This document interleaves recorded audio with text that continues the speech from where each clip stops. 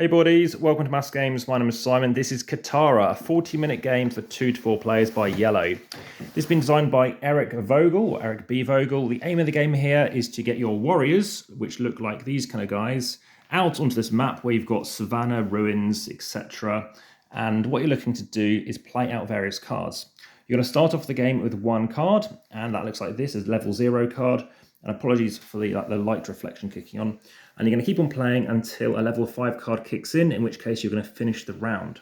Everyone's going to take one of these player boards. It doesn't do anything special. It's just telling you kind of your actions, and I'll tell you how it works.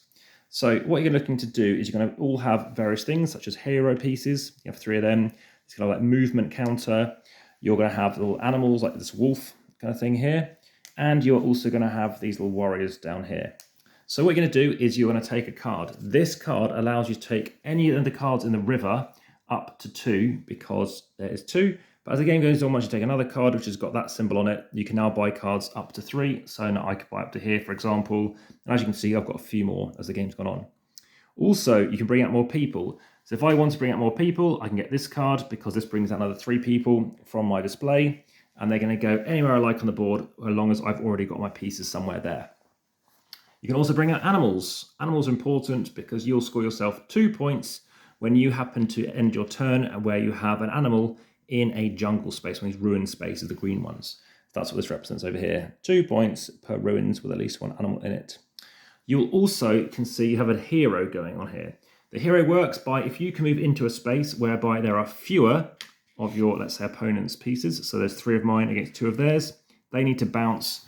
I get to draw 1 of these tokens. And I can keep on doing that for as many turns or many movement I have on my turn. As you can see, I'll come on to movement now. I have 1, 2, 3, 4 movement. So I have my first movement to maybe move into that space, which is there. I might move again to then move somewhere else. These have to bounce somewhere else. So let's say they go there. I can then take one of these tokens, look at it secretly. And again, if I keep on bouncing them around because I've got more people than they do, or more tokens, then I keep taking more of these. But at the end of the turn, I keep my highest value 1. So let's go away. These values are 1 to 5. And then what's going to happen is you're going to finally do all your actions. So if you have a card with this symbol on it, you're going to get 1 point at the end of your turn as well.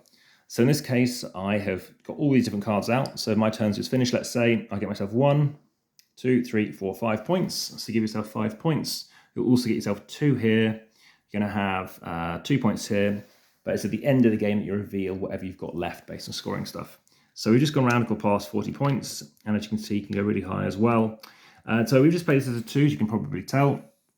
It can be quite bitey because I can see this person's only got 1 person, so maybe you want to move here and then maybe move in. The reason for moving in and pushing them out, you never lose them, they just need to go back to wherever somebody else is to do with savannas. You must always have one of your warriors in savannah at the end of your turn, because if you do not, then you will lose one of your cards equal to however many you've lost. So right now I must have 5 savannas at the end of my turn, but I've got this special card which means it's already fed. So I must have 4. As you can see right now, I've got 1, 2, 3. So in this case, for example, I'd have lose 1, but I just moved around. So if those were here, 1, 2, 3, 4.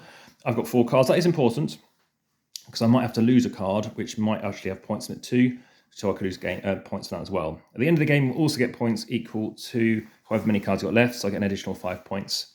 And like I said, you can reveal your final points tokens as well, and that is the game. So like I say, it plays quickly. This is the 2-player map. I think there's another side of it as well. I only played it as a 2 so far. And as I mentioned, the end game trigger is once the 5th card has come out, so a level 5 card. But once you finish your turn, let's say I bought this card, you replenish, so the game can be triggered quite quickly if people start revealing stuff. Any questions, always do let me know in the comments below on YouTube, like, subscribe, and hit the notification bell.